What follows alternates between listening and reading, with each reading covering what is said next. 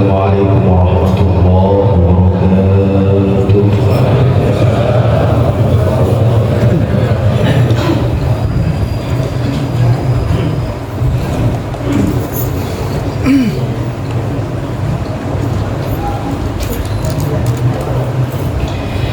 A'udzu billahi minasyaitonir rajim.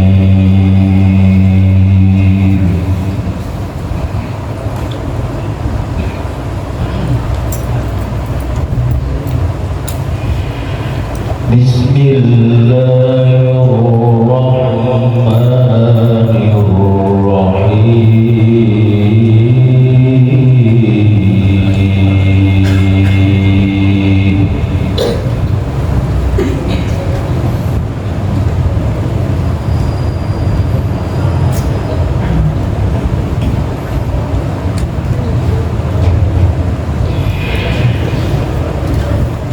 إن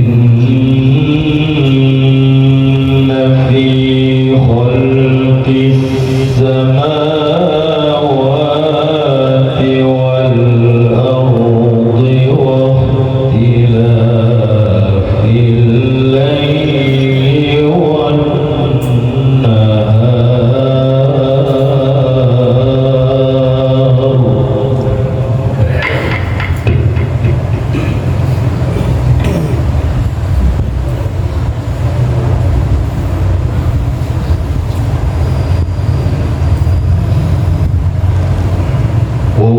واختلاف الليل والنهار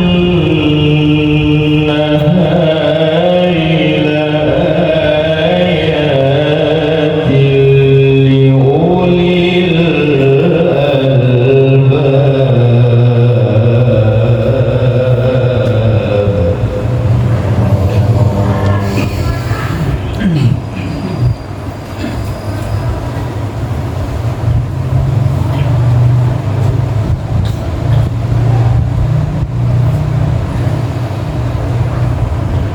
الذين يذكرون الله قياما وقعودا وعلى جنوبهم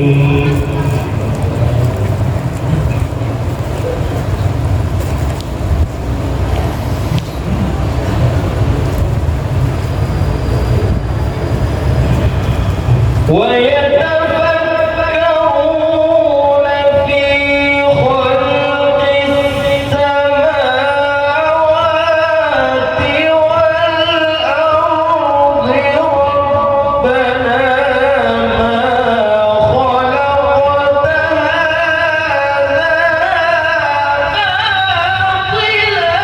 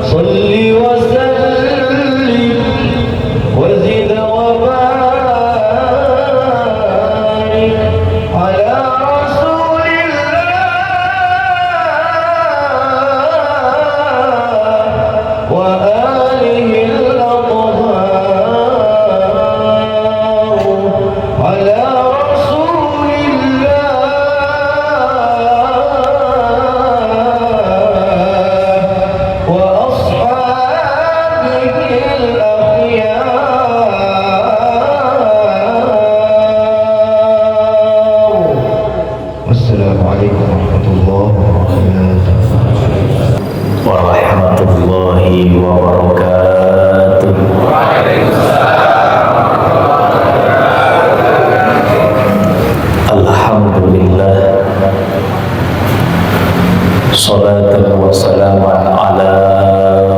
Rasulillah Sayyidina wa Maulana Muhammad ibn Abdillah wa ala alihi wa sahbihi wa mawala, amma ba'd. Qala rabbi syrah li sadri wa yassir li amri wahlul 'uqdatam min lisani yafqahu qawli. Shadaqallahul 'azim. Ahibatil kiram, para alim ulama, para kiai, para sesepuh, tokoh masyarakat yang dimuliakan oleh Allah Subhanahu wa taala, yang begitu banyak hadir pada kesempatan pagi hari ini, tidak mengurangi rasa hormat dan ta'zim saya kepada guru-guru kita semua, terkhusus Ayahanda Dr. Kiai Haji Haitami MA yang dimuliakan oleh Allah Subhanahu wa taala.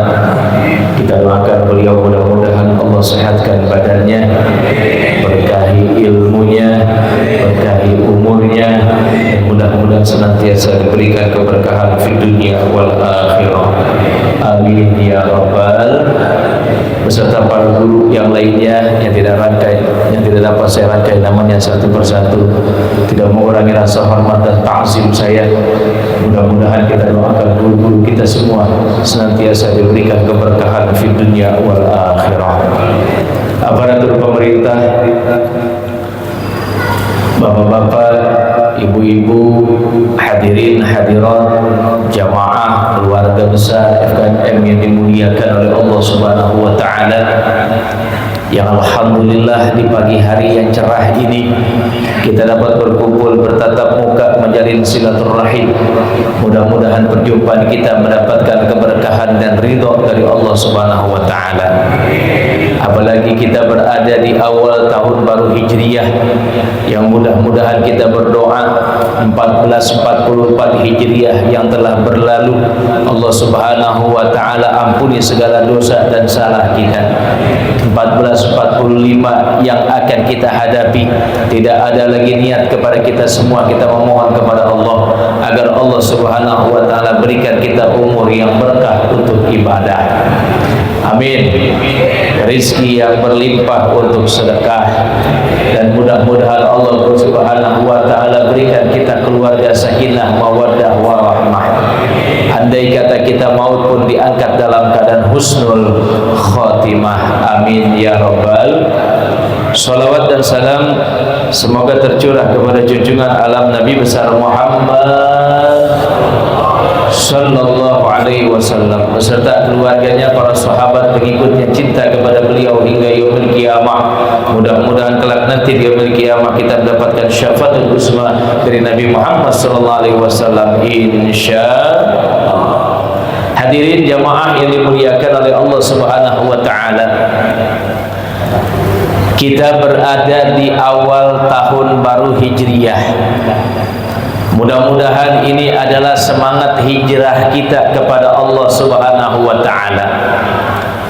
Karena tahun ini adalah tahun terberat untuk kehidupan kita. Begitu banyaknya ujian terhadap umat Islam, terkhusus ujian akidah, terkhusus ujian keimanan dan ketakwaan kepada Allah Subhanahu wa taala. Belum lagi kita melihat bagaimana sekarang kita dikotak-kotakkan. Kita berada di dalam golongan-golongan, sehingga golongan yang satu mengatakan golongan yang paling benar, golongan yang satu golongan yang paling hebat, padahal kita tidak tahu di antara kita siapa yang bernilai ibadahnya di hadapan Allah Subhanahu wa taala. Belum lagi kita sekarang berada di dalam ujian terbesar akidah. Begitu banyak pendangkalan akidah yang sudah berada, yang sudah masuk ke dalam kamar-kamar anak-anak kita, sudah masuk dalam keluarga-keluarga kita. Kalau dulu mereka berada di dalam kampung-kampung ganggang, tapi sekarang sudah berada di dalam kamar-kamar anak-anak kita. Begitu banyaknya generasi Islam yang sudah tidak bisa membaca Al-Quranul Karim. Begitu banyak umat Islam yang sudah meninggalkan yang namanya masjid dan musola dan majlis taklim. Begitu banyak lagi umat Islam yang sudah mulai hijrah, bukan minaz zulumati ilan nur, dari zaman yang gelap menuju zaman yang terang, tapi sekarang kebalik, dari zaman yang terang masuk ke dalam zaman yang gelap. Na'udzubillah min Naudzubillah min. Dan ini sudah berada di depan mata kita, dan ini sudah berada masuk ke dalam telinga kita, dan ini sudah masuk ke dalam hati-hati kita, sehingga banyak orang yang mengaku Islam, banyak orang yang mengaku iman, tetapi secara hakikatnya mereka murtad di hadapan Allah Subhanahu wa taala. Naudzubillah min. Ini penyakit yang sangat berat. Belum lagi nanti akan ada pendangkalan akidah. Belum lagi nanti manusia akan berlomba-lomba di dalam kemaksiatan. Belum lagi nanti mereka akan diajarkan bagaimana membenci orang-orang soleh, membenci orang-orang yang beriman, membenci para ulama, membenci para habaib, membenci para kiai. Lalu kemana kita akan mencari pertolongan? Makanya satu benteng FKMM malam pagi hari ini adalah benteng utama kita. Hijrahnya kita ini pagi mendapatkan cahaya dari Allah, setitik keimanan dalam dada kita, langkah kaki mudah untuk pergi ke masjid, badan kita mudah untuk bisa bersilaturahim, telinga kita mendengarkan kalimat yang baik, mata kita memandang orang-orang soleh, hati kita dibersihkan dengan zikrullah. Insya Allah hidayah akan Allah berikan kepada kita semua. Sebab kalau bukan hidayah Allah nggak bakalan mampu kita duduk sampai jam 8. Apalagi yang datang dari jam 4 subuh. Belum lagi yang datangnya jauh melalui kendaraan bermotor, belum lagi yang berjalan, duduk di masjid sa'atan khairum min ibadati alfasana. Lebih baik daripada kita melaksanakan ibadah sunnah. Maka hidayah ini pegang erat-erat. Ya Abadar, jaddidis safina fa innal bahra amik. Wahai Abu Dzar, kata Rasulullah, diwasiatkan Abu Dzar, hei Abu Dzar, perbaharuilah kapalmu karena kau nanti akan sampai ke tengah lautan yang mana bahar itu ombaknya akan semakin dahsyat. Tapi bukan perahu Az-Zaitun. Ntar salah kaprah lagi. Tuh orang bilang ini adalah perintah Rasul suruh bikin kapal. Tahu-tahu dia keturunan Nabi, ntar ngaku. Kemarin udah ngaku keturunan Cina. Ntar dikit lagi ngaku keturunan Nabi Nuh dia. Masya Allah. Jadi di sapina, perbaharuilah kapalmu. Apa itu kapal? Yaitu perbarui jadidu imanakum, perbaharuilah imanmu wahai Abu Dzar, karena nanti hidup yang akan kau jalani setelah wafatku akan begitu banyak fitnah dan ujian. Masya Allah. Makanya ketika Rasulullah wafat, ibu bapak, yang pertama kali ada golongan yang menjadi mukminin terbagi menjadi golongan munafikin, ada lagi golongan yang ketiga kafirin.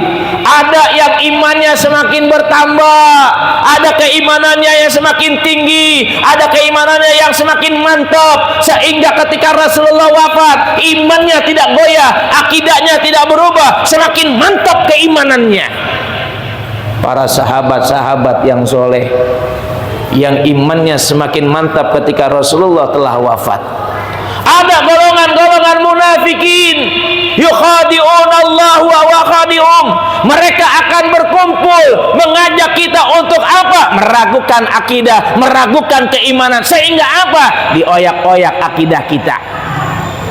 Ini sekarang lagi rame Pak, masalah nasab. Rame yang ceritain pakai udeng-udeng, yang ngomong pakai gamis, luar biasa. Ini boleh nggak saya cerita dikit nih? Tapi ini cerita nyata Kiai, karena saya langsung dengar di kuping saya, bukan melalui iktibar, bukan melalui orang. Beberapa bulan yang lalu saya berada city tour keliling Jawa. Saya silaturahim kepada ulama-ulama Jawa, Saya ziarah kepada ulama-ulama Jawa, kiai-kiai sepuh Jawa, habaib-habaib Jawa, sampai di satu tempat saat itu saya bersilaturahim kepada ini orang. Saya nggak mau sebutin namanya karena ini rahasia pribadi saya. Akhirnya di situ terjadi obrolan jam 1 malam. Beliau berkata begini, Ustadz dari mana? Saya dari Jakarta. Habib bukan? Bukan. Cuman keturunan saya ada di sono, begitu doang, keturunan doang. Oh begitu. Ini sekarang kata dia nih, gus-gus di daerah Jawa lagi melakukan tes DNA. Keturunan kiai-kiai di Jawa, gus-gus itu disebutnya, semua diambil sampelnya. Terus sedang diperiksa di Maroko. Dan setelah hasilnya itu keluar, beberapa gus itu ternyata dari sampel darahnya itu hampir sama dengan para habaib. Ya, jelasin nih, hampir sama dengan para habaib, cuman ada bedanya dikit kata dia gitu. Berarti gus-gus di Jawa ini semuanya adalah keturunan dari Rasulullah. Masya Allah. Dan ini sedang kita perjuangkan, bahwa kita ini nasab kita sampai kepada Rasulullah. Saya cuma senyum Pak waktu itu. Cerita panjang 1 jam dia cerita masalah tes DNA, darah dan sebagainya dari Gus Anu. Tapi ini gus-gusnya yang masih muda. Kayak saya nih, muda-muda nih, bukan orang-orang tua. Kalau orang-orang tuanya mungkin kalau orang tuanya masih hidup digaplokin kali itu orang. Bener, luar biasa. Karena masih muda, jiwanya masih semangat muda. Dan ini nyata. Panjang lebar dia cerita, saya jawab singkat. Gus, antum aja sudah jadi gus aja udah mulia, enggak kekurangan jamaah. Banyak orang yang cinta kepada ente, enggak perlu gelar habib pun orang sudah mahabbah, sudah cinta. Apa kurangnya lagi? Kita ingin pengakuan, jadi pengen diakuin. Pengakuan dari siapa? Manusia. Pengakuan manusia mah Gus cuma sementara. Pengakuan Allah yang lebih utama. Inna akramakum indallahi atqakum. Buat apa kita mulia di hadapan manusia? Buat apa orang cium tangan kita bolak-balik di hadapan manusia? Tapi di hadapan Allah kita dilaknat oleh Allah Subhanahu wa taala. Diem, nggak bisa ngomong. Karena dia belum tahu yang di hadapan dia lancip. Masya Allah. Terus saya bilang, yang namanya orang sudah punya jabatan gus, yang namanya orang sudah punya jabatan ustadz ataupun kiai, saya bilang demi Allah, itu adalah orang-orang yang dipilih oleh Allah Subhanahu wa taala menjadi kuntum khaira ummatin ukhrijat linnas ta'muruna bil ma'ruf wa tanhauna 'anil munkar. Kalau orang sudah bergelar kiai, bergelar ustaz, bergelar gus, apalagi abad yang berdakwah, mereka adalah sekelompok umat yang mengajak manusia muru bil ma'ruf wa tanhauna 'anil munkar, mengajak kepada kebaikan, mencegah kepada kemunkaran. Diam lagi Pak, nggak bisa ngomong, udah 2-0. Masya Allah, ini nyata. Dan dia nukil riwayat. Ada sebuah riwayat kata dia, orang-orang soleh itu, para ustadz, para kiai yang soleh, mereka itu pasti punya darah titisan dari Rasulullah. Saya bilang apa? Soheh. Bisa jadi dari bapaknya, bisa jadi dari ibunya, bisa jadi ibumu seorang syarifah. Tapi bagaimanapun nasabmu memang terputus karena ibumu sudah berpisah. tetapi di situ ada darah yang akan terus mengalir dari ibumu, dan pasti ibumu itu adalah orang solehah, manusia yang mulia. Begitu indahnya Rabi'atul Adawiyah, bukan keturunan Nabi, bukan keturunan Sayyidah Fatimah, bukan keturunan Sayyidah Khadijah, tapi Rabi'atul Adawiyah menjadi wanita yang waliullah, yang sangat luar biasa, mulia di hadapan Allah Subhanahu wa taala. Kenapa? Mungkin di situ ada darah yang mulia yang mengalir dalam diri mereka. Masya Allah. Makanya nggak semuanya orang bisa jadi orang alim, Pak. Kalau orang sudah ada nasabnya dari orang tuanya mereka alim, itu sudah pasti. Kenapa? Karena orang alim itu mendoakan bukan buat dirinya, mereka mendoakan untuk keturunan-keturunannya. Waladun soleh, anak-anak yang soleh, anak-anak yang solehah, itu ada di dalam diri doa dari orang tua mereka yang soleh dan solehah. Kalau orang tuanya soleh dan solehah, sudah pasti nanti satu saat antara anaknya, cucunya, atau cucunya lagi akan ada darah yang mengalir, yaitu darah orang soleh.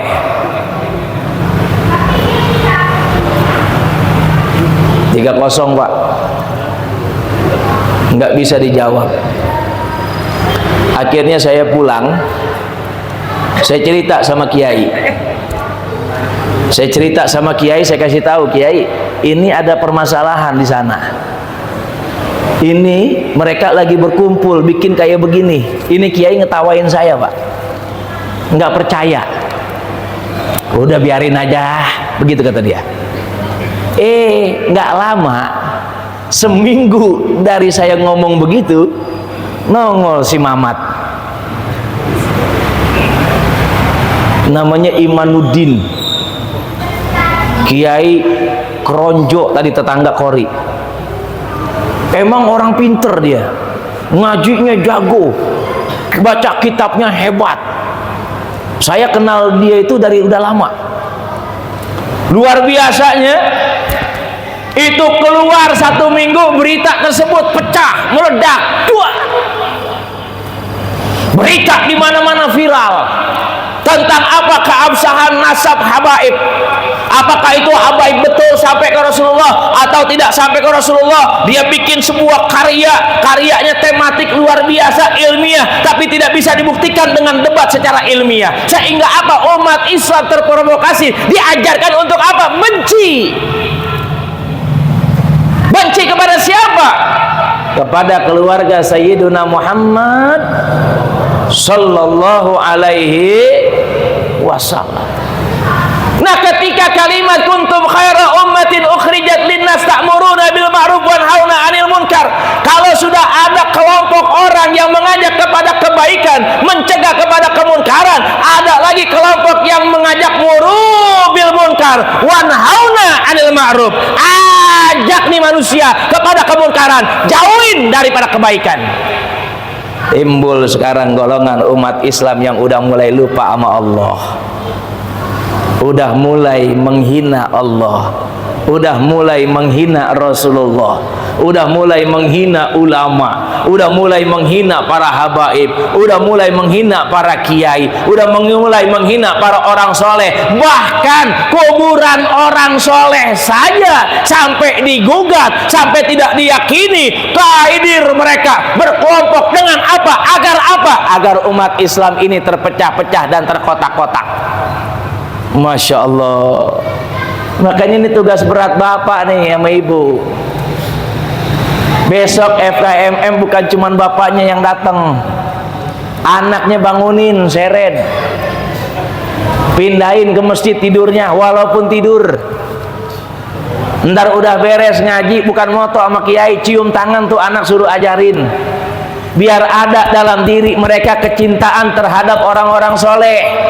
Tiap minggu ajak ziarah ke makam orang tua kita, tiap minggu ajak ziarah ke makam para aulia-aulia Allah. Di mana saja ada makam aulia Allah, ajak mereka. Ketika mereka bertanya, ini makam siapa? Orang soleh. Mereka sudah mati, mereka mati bal ahya, tapi mereka masih hidup. Makanya kalau kita udah ngajarin begini, Pak, hijrah kita bener. Ini kita kudu hijrah ini. Besok 2024, waduh, luar biasa ini. Luar biasa, Pak. Jangan sampai kejadian 2019 terjadi lagi, kiai sama kiai pada berantem, ustadz sama ustadz pada berantem, habib sama habib pada berantem, dia sekarang jadi menteri. Makanya kalau kita bicara politik, udah apa yang terjadi politik jangan kita jauhin dari agama. Sebab kalau kita jauhkan politik dari agama, hancur. Cari pemimpin yang soleh, cari pemimpin yang mendengarkan nasihat ulama, cari pemimpin yang mau mengajarkan syariat agama, cari pemimpin yang cinta kepada agama, minimal bukan bohong dalam dirinya. Untuk apa? Keabadian dan menjaga generasi kita dari berbagai macam fitnah. Ini kan fitnah udah banyak bener. Kemarin di Semarang, Pak, Masya Allah, itu mahasiswa palanya dibelek, palanya dibacok, kulitnya dicak-cak, direbus, dimakan. Pelakunya tahu-tahu sesama jenis, lanang sama lanang. Ini kalau lanang sama lanang udah pada beradu, repot, Pak. Masya Allah. Dan ini udah banyak di tengah-tengah kita. Makanya kalau dulu bapak takut anak perempuan keluar malam, sekarang kudu lebih takut lagi kalau anak lanang keluar malam. Periksain tuh boolnya. Masya Allah, penyakit udah ada di mana-mana. Ini hal sepele yang kita anggap sepele. Dari mana itu adanya? Nih, dari teknologi yang merubah apa nih? Merubah mindset manusia, merubah akidah manusia, merusak keimanan dan ketakwaan manusia. Kalau udah kayak begini, tugas kita lebih berat lagi. Dulu mah kita nyari maksiat, Pak. Adanya di mana sih? Paling di diskotik. Betul nggak? Dulu kalau pengen nyari jablay, anehnya di mana? No, di kota. Sekarang jablay tinggal buka HP. Ada tuh namanya micet. Masya Allah, ya apa sih sama kiai? Ini makanya para kiai kudu download micet nih. Apalagi RT sama RW buat survei teh. Itu micet, Pak. Kalau dulu jablay adanya di pinggir jalan, sekarang di tetangga kita itu dia dagang. Naudzubillah min dzalik. Ketika mereka ditangkap, apa kata mereka? Perut. Kenapa perut? Karena harus mereka isi perut mereka dengan yang namanya rizki. Padahal Allah kasih rizki itu banyak, Allah kasih nikmat itu banyak. Bahkan kalimatnya wa in ta'uddu ni'matallahi la tuswa. Gak bakalan mampu kita ngitung nikmat Allah, gak bakalan mampu. Cuman kadang-kadang kita yang kufur. Dikasih harta banyak, pelit, kubun-ubun. Jangan-jangan sama tetangga, saudara, ampek kagak ditengokin. Ada yang begitu? Ada? Mana dia orangnya? Oh juga. Insya Allah kalau di sini mah soleh semua.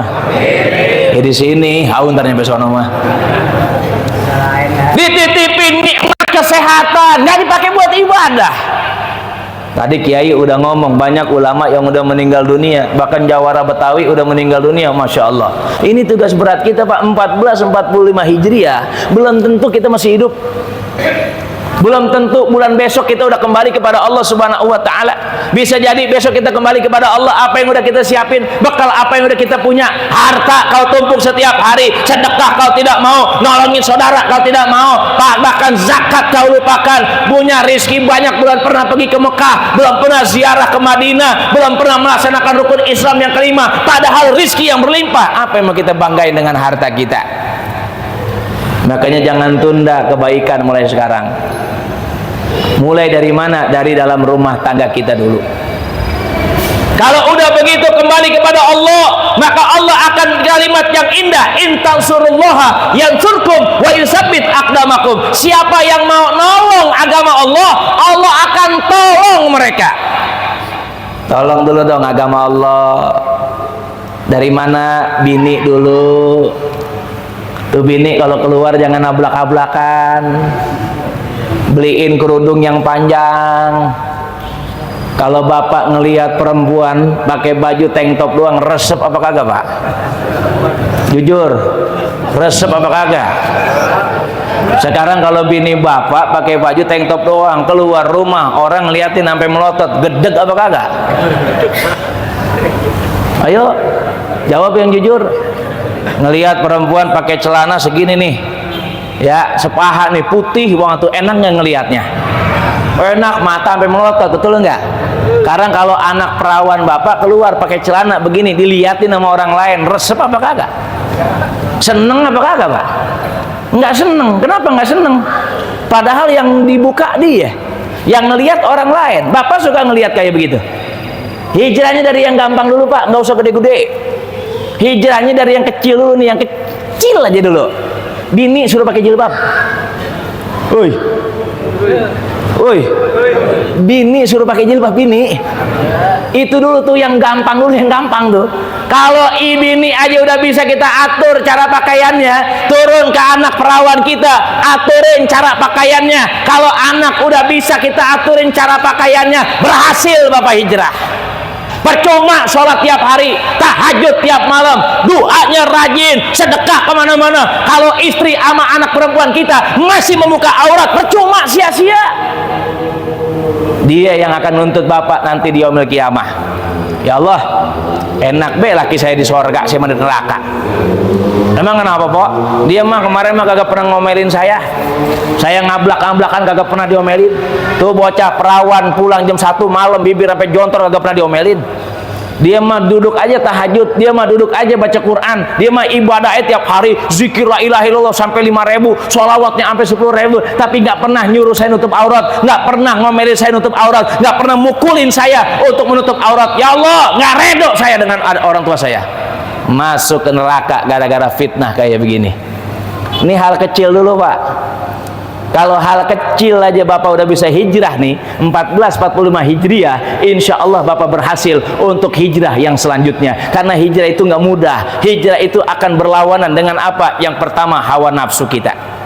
Yang kedua, dengan setan yang akan terus menggoda, alladzi yuwaswisu fi sudurin nas minal jinnati wan nas. Digoda manusia untuk apa? Semakin jauh dari Allah Subhanahu wa taala, semakin jauh dari Rasulullah, semakin jauh dari orang-orang soleh, semakin jauh dari Al-Qur'anul Karim, semakin jauh dari perbuatan kebaikan, tapi mereka akan semakin dekat kepada perbuatan kemaksiatan.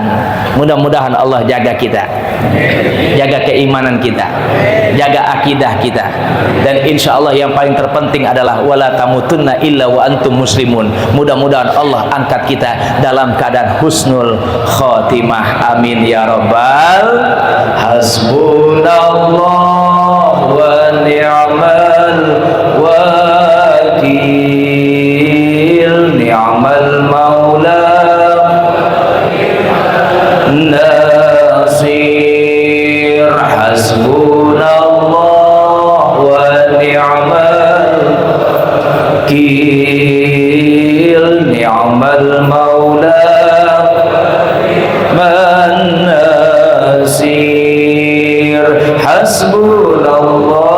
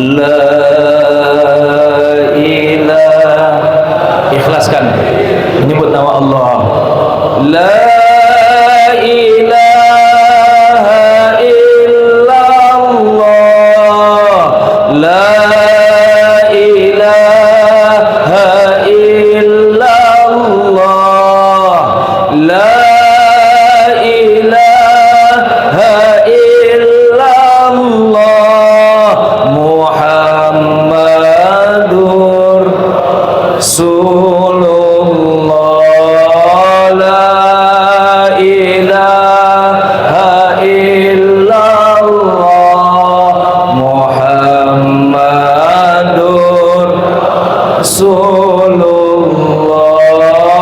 la ilaha illallah, Muhammadur Rasulullah. Subhanallah. Mudah-mudahan Allah mengampuni segala dosa-dosa kita. Allah berikan taufik dan hidayah kepada kita semua. Yang paling utama kita doakan guru-guru kita semua, mudah-mudahan dipanjangkan umurnya oleh Allah Subhanahu wa taala. Amin amin ya rabbal alamin. Ini saja yang dapat saya sampaikan. Kurang lebihnya mohon maaf apabila kata-kata salah datang dari pribadi. Ada kalimat yang benar semata-mata hanya bimbingan dari Allah Subhanahu wa taala.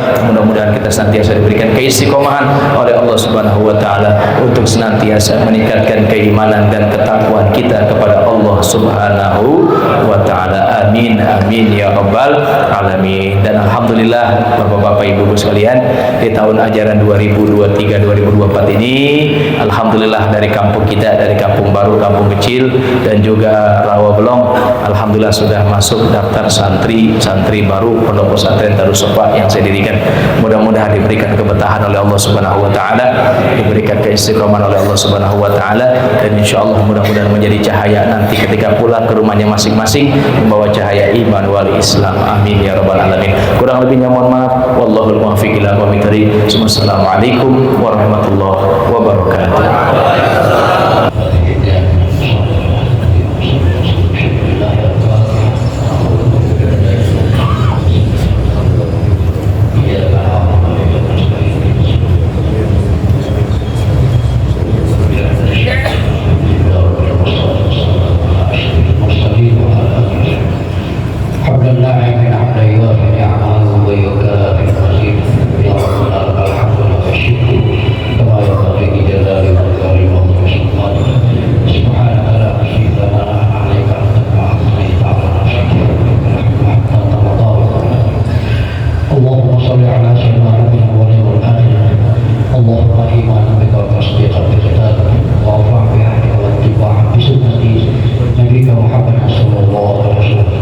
اللهم أصلحنا على فطرة